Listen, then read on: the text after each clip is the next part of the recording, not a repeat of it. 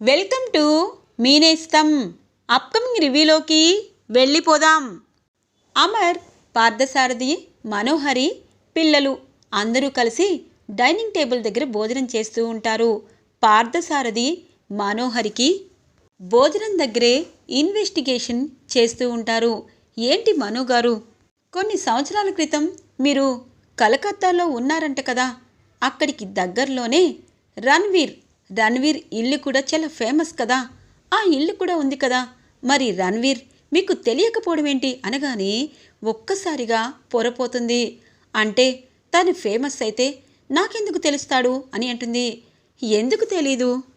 రణ్వీర్ పెళ్లి చేసుకున్న అమ్మాయి కూడా ఒక అనాథంట, అలాగే ఒక పాప కూడా పుట్టిందంట.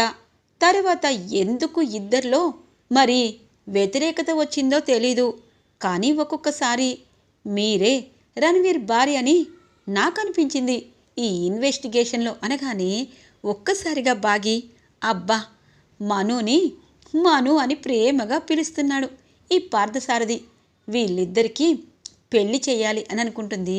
ఇక బాగి ఇటువైపు చంబా అలాగే మనోహరికి ఏం చేయాలో అర్థం కాదు. అమర్, మీ ఫ్రెండ్ పార్థసారథి గారు నన్ను మను అని పిలవడం నాకు నచ్చలేదు, పైగా ఆ రణ్వీర్ భార్యని అంటున్నాడు, ఇది నాకు నచ్చలేదు, నేను వెళ్తున్నాను అని చెప్పి వెళ్ళిపోతుంది. ఇక అమర్ అంటారు, అయ్యో, తను రణ్వీర్ భార్య ఎలా అవుతుంది అనగానే, ఓహో అమర్, తను రణ్వీర్ భార్య కాకపోతే ఆరు ఫ్రెండు అంతే కదా అని అంటారు. అవును అని అంటారు. సరే, రణ్వీర్ని ఇన్వెస్టిగేషన్ చేశాక తన భార్య ఫోటో అలాగే వీడియో తను అనాథాశ్రమంలో ఎక్కడ ఉంది, అలాగే వాళ్ళిద్దరూ విడాకులు, పెళ్లి సీడీ ఇవన్నీ రేపు రాబోతున్నాయి, మనమందరం టీవీలో చూడబోతున్నాము అని చెప్పి అంటూ ఉంటారు. ఇక ఇటువైపు బాగి చాలా హ్యాపీగా ఫీల్ అవుతుంది. ఇది ఇలా ఉండగా గుప్తా గారు చిన్నారి ఆరు పాపకి ఎలాగైనా తన శక్తులు ఇవ్వాలని అలాగే రుద్రాక్షని తాకాలని చెప్పి చాలా ప్రయత్నాలు, తనతో పాటు గుప్తా, చిత్రగుప్తా ఇద్దరూ కలిసి ఇక తూనీగా ఇలా బటర్ఫ్లై ఆకారంలో ఇక చిన్నారి అరుంధతి పాప దగ్గరికి వేరే వేషంలో వస్తారు. ఇక తను చిరాగ్గా ఆ రెండు పురుగుల్ని పక్కకి నెట్టేస్తూ ఉంటుంది, కానీ వాళ్ళు వదలరు. ఒక్కసారిగా చిన్నారి ఆరు పాపకి అర్థమవుతుంది, ఈ రెండు తూనీగులు నాకేదో చెప్పాలనుకుంటున్నాయి అని చెప్పి వాటి వెనకాలే వెళ్తుంది. కరెక్ట్గా దేవుడి దగ్గర ఇక రుద్రాక్షి మాలని కరెక్ట్గా ఉండేటట్టు చేస్తాయి ఆ ఇద్దరు పురుగులు, అంటే దోమ అలాగే ఈగ, బటర్ఫ్లై ఇలా ఏదైనా అనుకోవచ్చు. ఇక దేవుడి గదిలోకి వెళ్ళి నమస్కారం చేసుకొని ఆ రుద్రాక్షి మాల పట్టుకుంటుంది చిన్నారి ఆరు పాప. ఒక్కసారిగా తనకి పోయిన శక్తులన్నీ వస్తాయి. ఇక చిత్రగుప్త అలాగే విచిత్రగుప్త ఇద్దరూ ప్రత్యక్షమవుతారు. ఓ మీరా అని అంటుంది. అవును, ఎందుకంటే నీ శక్తులు నీకు ఇచ్చేయాలి కదా, మీ అమ్మ మీ నాన్నని కలపాలి అంటే నీ శక్తులు నీకు కావాలి అని చెప్పి అంటారు. అయ్యో, అందుక మీరు ఈ వేషాలు వేశారు, సరే ఇప్పుడు నాకు శక్తులు వచ్చాయి. ఆ మనోహరికి కరెక్ట్గా అదిగో మా నాన్న వాళ్ళ ఫ్రెండ్ ఉన్నారు కదా, తనతో పెళ్లి చేయాలనుకుంటున్నాను అనగానే, వెరీ గుడ్, తను చాలా మంచివాడు, ఇలాంటి ఆడదానికి అలాంటి వాడే కరెక్ట్ అనగానే, మంచి వాళ్ళకి చెడ్డవాళ్ళు వస్తారా గుప్తా అని అంటుంది. మంచివారికి చెడ్డవారు వస్తే మారుస్తారు అని అంటారు. సరే, రేపు అమ్మవాళ్ళు మనోహరి ఆంటీకి పెళ్లి చేయడం కోసం ప్రత్యేక ఏర్పాట్లు చేస్తారని మాట్లాడుకుంటున్నారు. సరే, నేను వెళ్తాను అని చెప్పి చిన్నారు ఆరు వెళ్ళిపోతుంది. మనోహరి, నువ్వు చేసిన పాపాలకి బాగి నీకు త్వరలో బుద్ధి చెప్పబోతుంది అని చెప్పి అనుకుంటారు చిత్రగుప్త. ఇక మనోహరి నైట్ అంతా ఆలోచిస్తుంది. ఖచ్చితంగా ఈ పార్థుకి నా గురించి నిజం తెలిసేలోపు తను వేరేలా ఆలోచించుకోవాలి. అంటే నన్ను, ఆ రణ్వీర్ని భార్యాభర్తలుగా అమరికి తెలియకముందే తనని నా వలలో వేసుకోవాలి. అప్పుడే కదా అసలైన సీడీ వచ్చేలోపు ఆ సీడీని కాల్ చేస్తాను. ఇక రణ్వీర్ భార్య ఎవరన్నది ఎవరికి తెలీదు. ఇక నేను నా ముగ్గులో దింపినట్టు యాక్టింగ్ చెయ్యాలి. ఇంతవరకు ఇలాంటివి నేను చెయ్యలేదు. అమర్ విషయంలో కూడా అమర్ నా మెళ్ళలో తాలిబొట్టు కట్టేదాకా అమర్ని కనీసం చెయ్యి కూడా తాకలేదు. అలాంటి పవిత్రంగా ఉన్నాను అనగానే, ఏంటి మనోహరి ఆలోచిస్తున్నావు? అమర్ని తాకకపోయినా రణవీర్ని పెళ్లి చేసుకొని పాపని కన్నావు కదా అనగానే, చంపా నువ్వు నాకు పాజిటివా నెగిటివా అనగానే, ఉన్నది మాట్లాడుతున్నాను. నువ్వు కరెక్ట్గానే ఆలోచిస్తున్నావు మనోహరి. వచ్చిన ఆ పార్థసారథి తక్కువ వాడేం కాదు. నిన్ను ఖచ్చితంగా రణవీర్ భార్యగా ప్రూవ్ చేసేస్తాడు 2 రోజుల్లో. ఈలోపు తనని నీ బుట్టలో వేసుకో. అప్పుడు ఇన్వెస్టిగేషన్ సగం ఆపడమే కాదు, ఇక నీతో చెట్టా పట్టాలేసుకొని తిరుగుతాడు. ఇక తను తెచ్చిన సాక్ష్యాలన్నీ నువ్వు మాయం చేశావనుకో ఏమీ ఉండదు అనగానే, మరి నేను అతన్ని పెళ్లి చేసుకొని వెళ్ళిపోవాలా అనగానే, అయ్యో మనోహరి, రణవీర్ని పెళ్లి చేసుకుని ఏం చేశావు? వదిలేలేదా? అలాగే వదిలే అనగానే, పెద్దదాన్ని అయిపోయావు కాబట్టి చెంప పగలగొట్టలేదు. నువ్వు చెప్పింది సగం నేను చేస్తాను. నేను తన దగ్గరున్న సాక్ష్యాలన్నీ తగలబెట్టేదాకా తనతో ప్రేమగానే మాట్లాడతాను. తర్వాత వాణ్ణి కూడా చంపేస్తాను అని అంటుంది. నువ్వేదైనా చేయగలవు మనోహరి, నీ దగ్గర టాలెంట్ ఉంది అని అంటుంది చంబా. ఇది ఇలా ఉండగా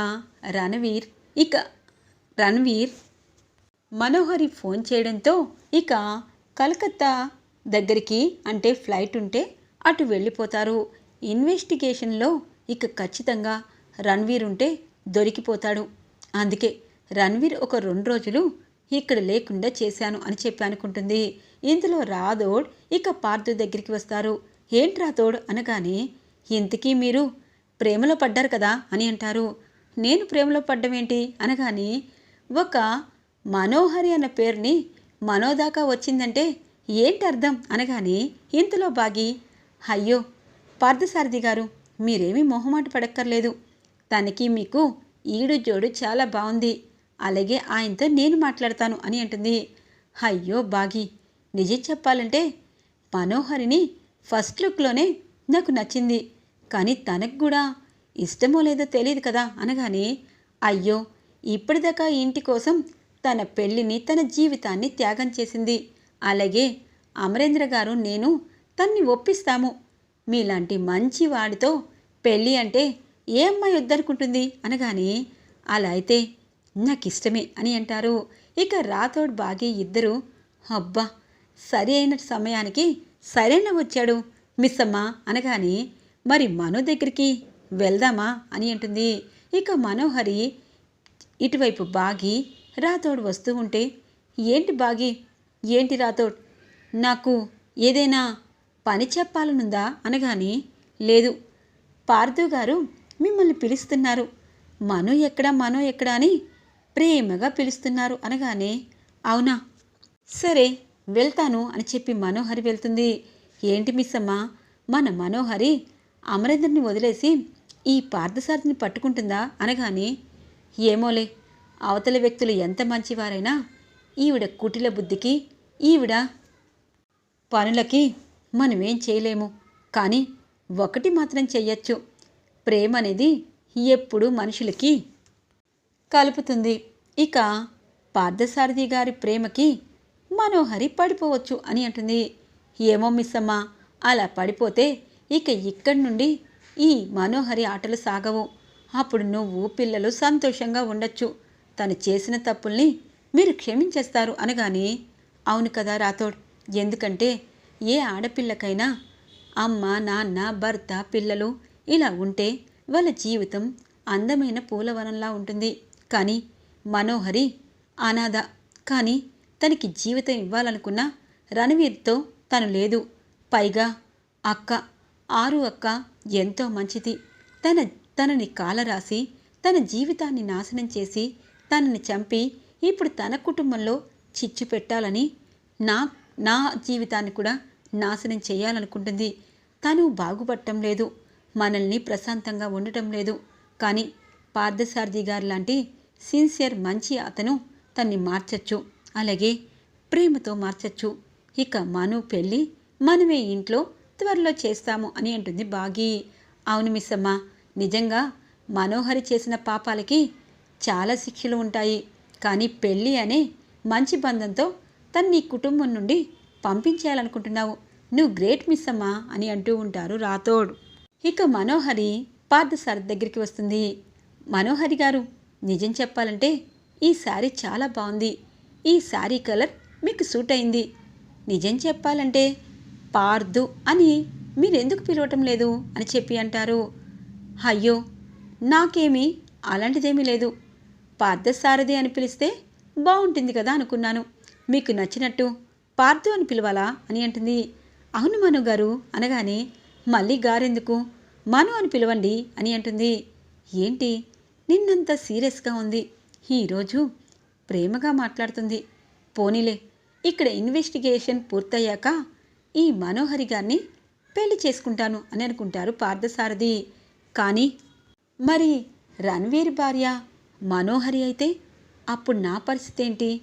ఆవిడ జైలుకి వెళ్తుంది కదా అని అనుకుంటారు పార్థసారథి. ఒరే పార్థసారథి, నిన్ను పార్దు అని పిలవాలా? ఈ మనోహరి ఏం చేస్తుంది అనేది నీకు తెలీదు. నిన్ను త్వరలో పైకి పంపిస్తుంది. నన్ను ఇన్వెస్టిగేషన్ చేయడానికి ఇంట్లోకి వచ్చావా? కానీ ప్రేమ అనేది చాలా పవర్ఫుల్ అని అర్థమైంది. నా వలలో పడేసి సాక్ష్యాలని మసి చేస్తాను. అప్పుడు పెళ్లి చేసుకుందు గాని అని చెప్పి అనుకుంటుంది మనోహరి. ఇది ఇలా ఉండగా అమర్ ఇటు అటు తిరుగుతూ ఉంటారు. భాగ్య మాత్రం ఏంటో ఈయనకన్నీ గుర్తుకొస్తాయి. పిల్లలకి ఏమివ్వాలి ఏం కాదు అని గుర్తుకొస్తుంది. అలాగే ఆయన ఫుడ్ కూడా గుర్తుకొస్తుంది. మరి ఈ మిస్ అమ్మ భాగ్య గుర్తు రావటం లేదు. ఎందుకు? నేనిప్పుడు చిలిపి భాగ్యని అయిపోతాను, అప్పుడు గుర్తుపడతారేమో అని చెప్పి హలో ఇంకా నిద్రపోలేదేంటి అనగానే, నీకోసమే ఎదురు చూస్తున్నాను అని అంటారు. ఇక అమర్ నా కోసమా అనగానే, అవును, నేనొచ్చిన కొత్తలో నువ్వు శారీస్ కట్టేదానివి కదా, చాలా అందంగా చాలా నిండుగా శారీకి అందం వచ్చేటట్టు ఉండేదానివి. ఇప్పుడేంటి డ్రెస్సులు వేసుకుంటున్నావు అనగానే, అంటే ఈయనకి గుర్తుకొచ్చానా? అంటే నేను శారీలో చాలా అందంగా ఉంటానా అని అంటుంది. అందంగా ఉండడం కాదు, చాలా బాగుంటావు. రేపటి నుండి శారీసే కట్టుకోవచ్చు కదా అని అంటారు. మీకు శారీస్ అంటే ఇష్టమా అని అంటుంది. ఆడవాళ్ళకి చీరలోనే ఆ అందం అనేది ఉంటుంది. ఎన్ని మోడ్రన్ డ్రెస్సులు వేసినా శారీలో అందం ఎప్పటికీ రాదు అనగానే, ఇక రేపు నేను చీర కట్టుకుంటాను అని అంటుంది. సరే భాగి, ఖచ్చితంగా చీరే కట్టుకోండి. చీరలో చూసి చాలా రోజులైంది అని అంటారు అమర్. ఆయనకి చీర కట్టుకుంటే గుర్తుకొస్తుందేమో అని చెప్పి హ్యాపీగా ఫీల్ అవుతుంది. ఇక భాగి తెల్లగా తెల్లవారుతుంది. చాలా రోజుల తర్వాత ఇక భాగి అందంగా రెడీ అయ్యి తలారా స్నానం చేసుకుని ఇక వాకిట్లో ముగ్గు పెడుతూ ఉంటుంది. ఇక అప్పుడే వచ్చిన అమర్ భాగిని చూస్తారు. భాగి, నిజం చెప్పాలంటే ఇన్ని రోజులు నాకు నువ్వు గుర్తుకొచ్చినా గుర్తులేను అని చెప్తున్నాను. కానీ నీలాంటి ఆడపిల్ల ఈ ఇంట్లో కోడలిగా అడుగుపెట్టాక పిల్లల్ని భర్తని ఎన్ని సమస్యలు ఉన్నా అవన్నీ పట్టించుకోకుండా నా కోసమే పోరాడుతున్నా నీ మనసుకి నేను సలాం చెప్తున్నాను అని చెప్పి, ఈరోజు నువ్వు నా భాగ్యవని నేను నీకు చెప్పేస్తాను అని చెప్పి మిస్సమ్మా అని అంటారు అమర్. ఒక్కసారిగా భాగి ముగ్గులోండి పైకి లేస్తుంది. ఏమన్నారు అనగానే, మిస్సమ్మ అన్నాను, లూజ్ అన్నాను అని అంటారు. ఒక్కసారిగా భాగి ముగ్గుని పక్కన పెట్టి పరుగున అమర్ దగ్గరికి వచ్చి హక్ చేసుకుంటుంది. నిజంగా ఈ పిలుపు విన్నాక నాకు చాలా హ్యాపీగా ఉంది అని అంటుంది. నాకు నువ్వెవరు అన్నది తెలుసులే మిస్సమ్మ, నీ గురించి తెలుసుకోకుండా ఈ అమర్ ఎందుకు పిలుస్తారు అనగానే, ఇక ఇదంతా చూస్తున్న మనోహరికి కోపంగా అనిపిస్తుంది. అంటే భాగ్యని కూడా గుర్తుపట్టేశాడు. ఇక నా వంతే వస్తుంది. నేనే ఆరుని చంపాను, అలాగే అటువైపు బాబ్జీతో మాట్లాడాను, ఇటువైపు అమర్ విషయంలో కూడా తప్పు చేస్తున్నానని అమర్కి తెలిస్తే జైలుకే వెళ్తాను. ఈ మనోహరిని 4 వైపుల నుండి కత్తులతో పొడిచినట్టు అనిపిస్తుంది అని అనుకుంటుంది మనోహరి. ఈరోజు రివ్యూలో ఇంట్రెస్టింగ్గా ఎండ్ అవుతుంది ఫ్రెండ్స్. రాబోయే రివ్యూ కోసం మా ఛానల్ని సబ్స్క్రైబ్ చేసుకోండి. Thanks for watching friends.